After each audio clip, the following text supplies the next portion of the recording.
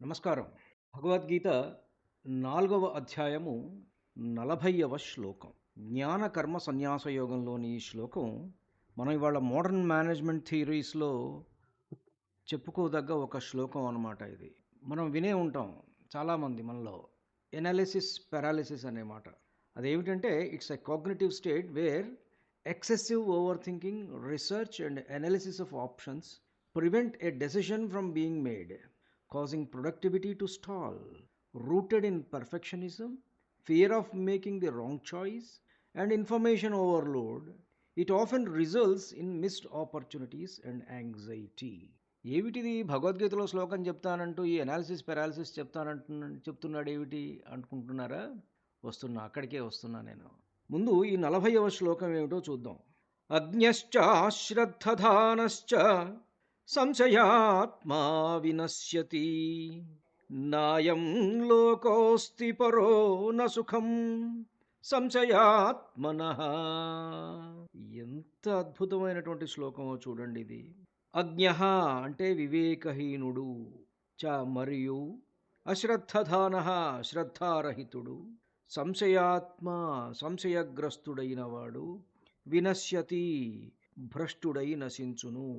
సంశయాత్మనః సంశయాత్మునకు, అయం లోకః ఈ లోకము, న అస్తి ఉండదు, న పరః చ పరలోకము ఉండదు, న సుఖం సుఖము ఉండదు. అజ్ఞశ్చ శ్రద్ధధానశ్చ సంశయాత్మా వినశ్యతి, నాయం లోకోస్తి న పరో న సుఖం సంశయాత్మనః. అద్భుతమైనటువంటి పోలికలు మేనేజ్మెంట్ సిద్ధాంతాలతో దీనికి ఉన్నాయి.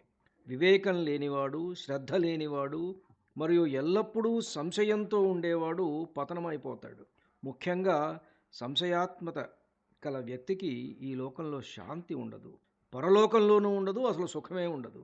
ఇప్పుడు మనం మేనేజ్మెంట్ సిద్ధాంతాల్లోకి వస్తే నిర్ణయాత్మకత అంటే decision making and analysis paralysis. మేనేజ్మెంట్లో ఎనాలిసిస్ పారాలిసిస్ అనే ఒక పదం ఉంది. ఒక విషయం గురించి అతిగా ఆలోచించి అనుమానాలతో ఏ నిర్ణయం తీసుకోలేకపోవడాన్ని ఇది ఇండికేట్ చేస్తుందన్నమాట. ఇది సూచిస్తుంది. సంశయం ఉన్నవాడు కార్యసాధన చేయలేడు. లీడర్లకు ఉండాల్సిన అతి ముఖ్యమైన లక్షణం ఏంటంటే డెసైసివ్నెస్. సరైన సమయంలో సరైన నిర్ణయం తీసుకోకపోతే ఉన్న అవకాశాలని చేజార్చుకుంటాడనమాట. ఇక్కడ నమ్మకము, నిబద్ధత, ట్రస్ట్ అండ్ కమిట్మెంట్ కూడా చాలా ముఖ్యమైనటువంటి విషయాలు. ద 5 డిస్ఫంక్షన్స్ ఆఫ్ ఎ టీమ్లో మొదటి మెట్టు యాబ్సెన్స్ ఆఫ్ ట్రస్ట్, నమ్మకం లేకపోవటం. అశ్రద్ధధానశ్చ అని కదా గీత చెప్పేది. అంటే వ్యవస్థ మీద లేదా పని మీద నమ్మకం లేకపోవటం.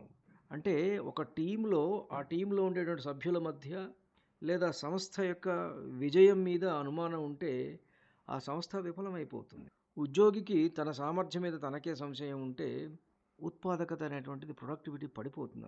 స్పష్టత మరియు దార్శనికత, క్లారిటీ ఆఫ్ విజన్, ఇది చాలా ఇంపార్టెంట్. ప్రపంచాన్ని ఎదుర్కోవడానికి మనకు క్లారిటీ కావాలి. సంశయాత్మకత, సంశయాత్ముడికి ఈ క్లారిటీ ఉండదు కదా, సుఖం లేదు. అంటే క్లారిటీ లేని లీడర్ ఎప్పుడు కూడా ఒత్తిడిలోనే ఉంటాడు. ఇప్పుడు భగవద్గీతలో అజ్ఞః అంటే తెలివి లేకపోవటం. దీన్ని మేనేజ్మెంట్కి అన్వయం చేసుకుంటే skill gap, lack of data. అశ్రద్ధ అంటే శ్రద్ధ లేకపోవటం. దీన్ని మేనేజ్మెంట్కి అన్వయం చేసుకుంటే lack of engagement and focus. సంశయాత్మ అంటే అనుమానం ఉన్నవాడు, ఆల్వేస్ డౌటింగ్ మాస్టర్ అనమాట. Indecisiveness and trust deficit.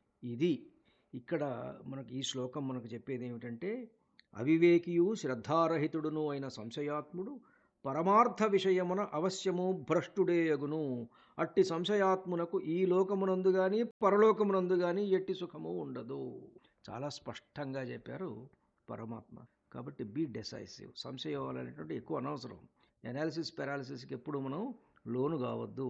అజ్ఞశ్చ శ్రద్ధధానశ్చ సంశయాత్మా వినశ్యతి, నాయం లోకోస్తి న పరో న సుఖం సంశయాత్మనః. ధన్యుణ్ణి. నమస్కారం. మీ ఊటుకూరు జానకి రామారావు.